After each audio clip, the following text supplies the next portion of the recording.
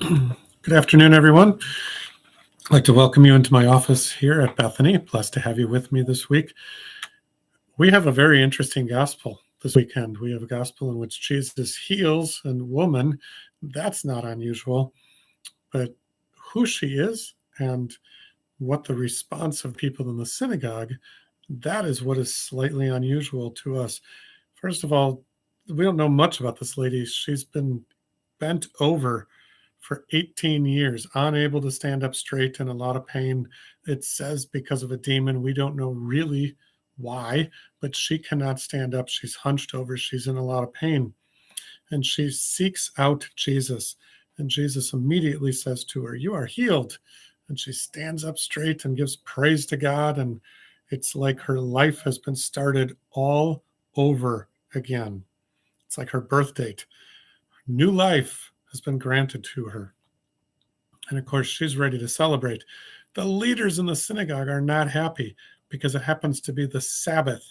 And they start criticizing Jesus for doing work on the Sabbath.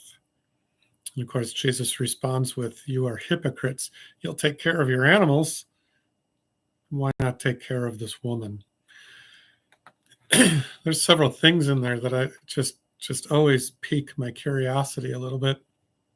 First of all, in this day and age, the idea of even remotely taking the Sabbath off is kind of lost in our culture, completely lost in our culture. We don't really obey the Sabbath that way anymore. And maybe we would do well to try, at least to some extent, to obey the Sabbath and rest a little.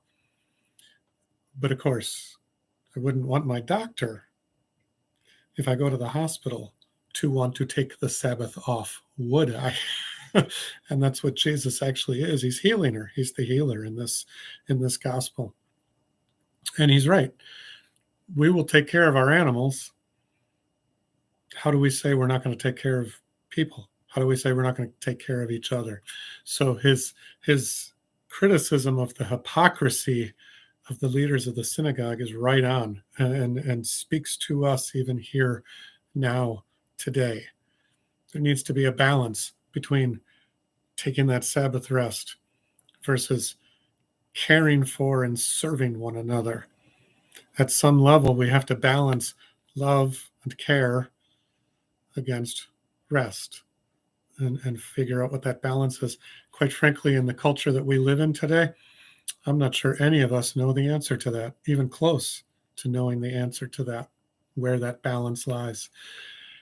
But the other thing I want to talk about is the woman herself, because as I pointed out, at some level, this is almost like another birth date for her.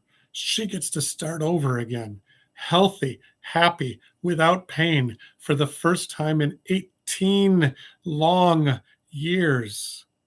Think about that. Think about being in pain for that long, and then all of a sudden, boom, in a second, all the pain is gone and you feel great again. I guess the closest we can come to that is some people who experience surgery nowadays, like a knee replacement or hip replacement. After years of being in pain, they go through surgery, they wake up, and all of a sudden they feel great. They feel spectacular.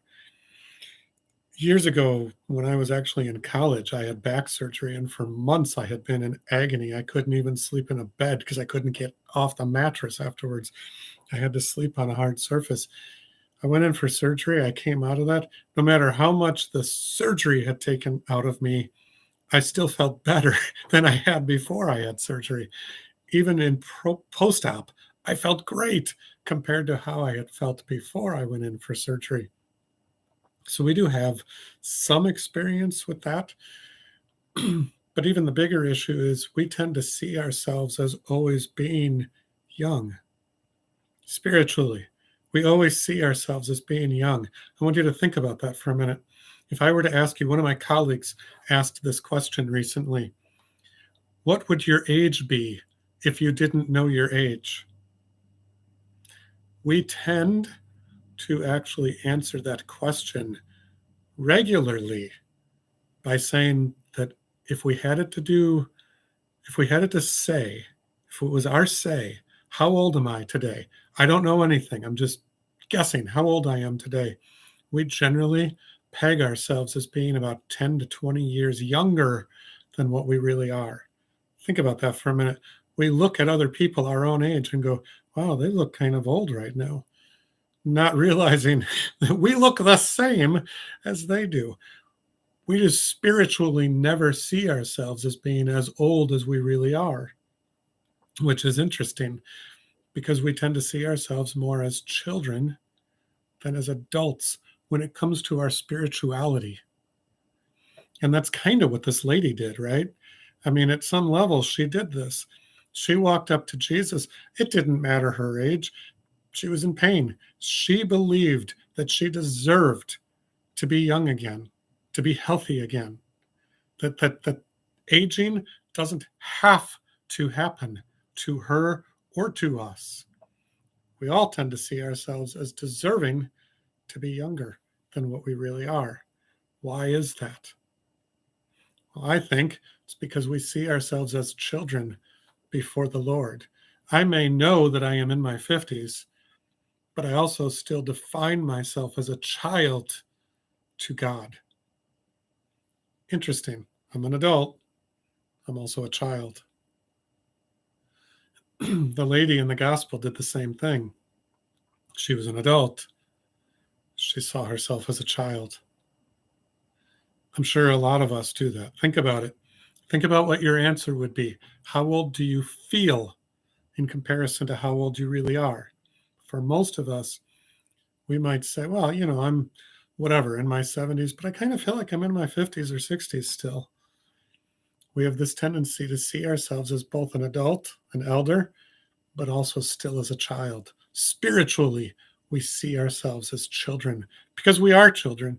We are beloved children of God who knows us by name and calls us by name each and every day. Interesting. Some interesting topics to talk about this weekend. I look forward to seeing you in church. Blessings to you. This is the day the Lord has made. Let us rejoice and be glad in it. It is a beautiful one. Take care, everyone. Blessings.